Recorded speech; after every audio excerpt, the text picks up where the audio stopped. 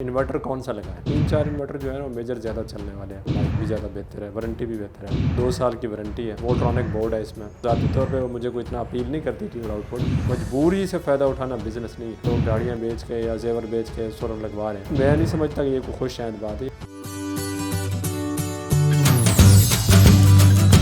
औज़ुबिल्लाहिमिनश्शैतानिर्रजीम बिस्मिल्लाहिर्रहमानिर्रहीम। नाज़रीन अस्सलाम वालेकुम वरहमतुल्लाहि वबरकातुहू। मैं Riaz Khosa Maestro solar system defence road Lahore आपसे मुखातिब हूँ। आज हम बात करेंगे कि लोग बार बार मैसेज करके पूछते हैं कि जनाब हम इन्वर्टर कौन सा लगाएं।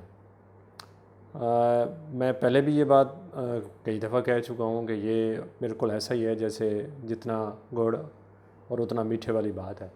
ये टोटल डिपेंड करता है आपके बजट पे।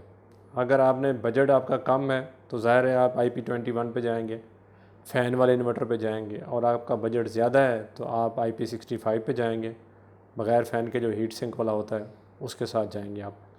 तो जो कम बजट इन्वर्टर है मैं चंद जो इन्वर्टर हैं मैं उनका आपको बता सकता हूँ। फ़र्ज़ करें अगर हम कम बजट की बात करें IP21 में तो ज़ियोनिक है, डोंगजन है, DJDC है, उसके बाद जनाब सोलर मैक्स है, मैक्स पावर है, और इसी तरह जो है वो डिफरेंट है, प्राइमेक्स है, आईटेल है, बहुत ज़्यादा ब्रांड आए हुए हैं हाइब्रिड में।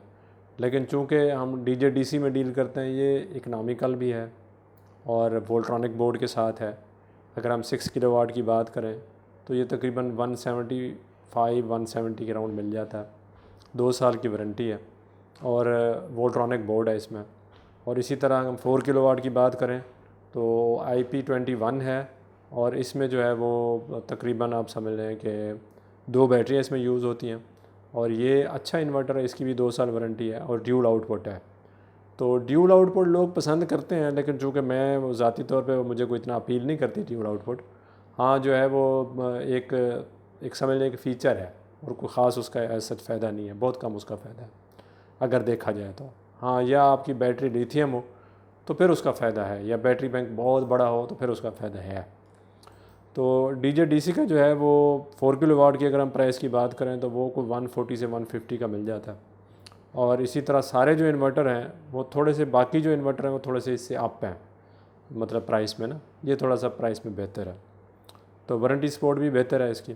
तो ये जो है इन्वर्टर की बात होगी। अगर आप इसी तरह चले जाएँ IP65 में तो सोलेस है, सोलैक्स है, सबसे ज़्यादा चलने वाला तो नाइट्रॉक्स है, वो काफ़ी अच्छा चलता है, तो वारंटी भी बेहतर है। उसके बाद जो है नाइट्रॉक्स के बाद अगर हम बात करें तो सोलेस है, सोलेस के भी अच्छे फ़ीचर हैं।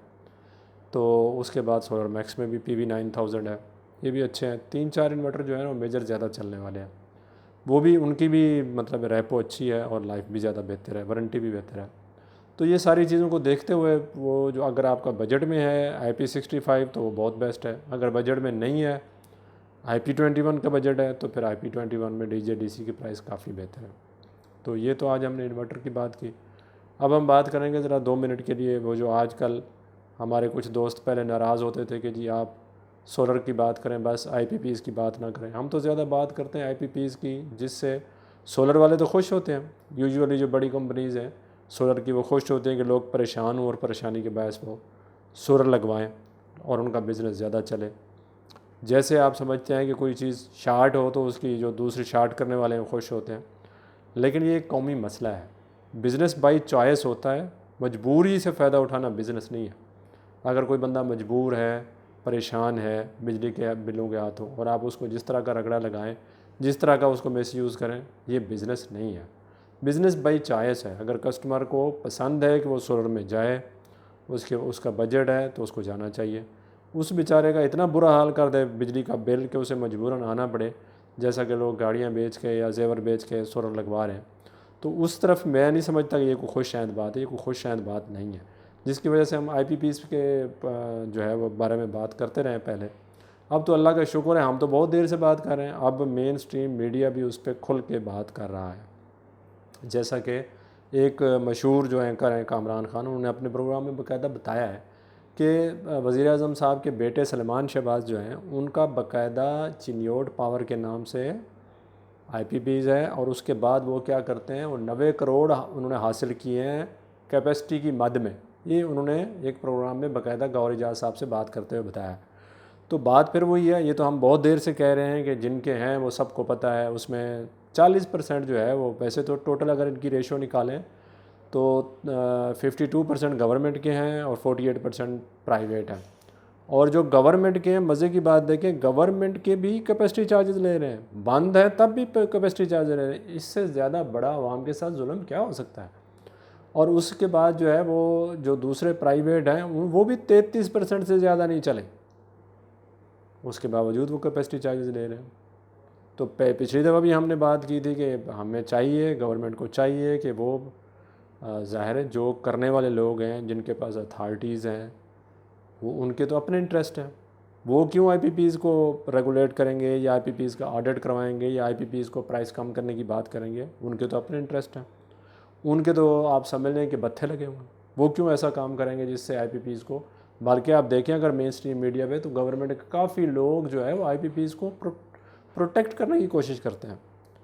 तो असल तो बात यह है कि बजाय इसके कि मज़लूम आवाम का कुछ किया जाए और उसके मसाइल को समझा जाए, ना कि उनके लोगों को प्रोटेक्ट किया जाए। तो अब जो 33% हैं जो चलते हैं तो वो 100% की पेमेंट लेते हैं, और इसके मुआहदे रिवाइज़ भी हो सकते हैं, और इन पे जो है वो आईपीपीज़ को परचेज़ भी किया जा सकता है। और इसके अलावा जो है फ्रांजिक ऑडिट भी कराया जा सकता है कि कितना उनने, मतलब है कि आपका जो फ्यूल है या फॉसिल है वो कितना यूज़ हो रहा है। तो ये सब कुछ हो सकता है, लेकिन करने वाले लोग वही हैं जिनकी अपनी आईपीपीज़ हैं, तो वो क्यों करेंगे। इसके साथ ही मुझे इजाज़त दें, इंशाल्लाह अगले व्लॉग तक फिर दोबारा आपसे मुलाकात होती है, बहुत सारी मोहब्बतों, दुआओं और चाहतों के साथ। अस्सलाम वालेकुम, खुदा हाफिज़ व रहमतुल्लाहि व बरकातुहू।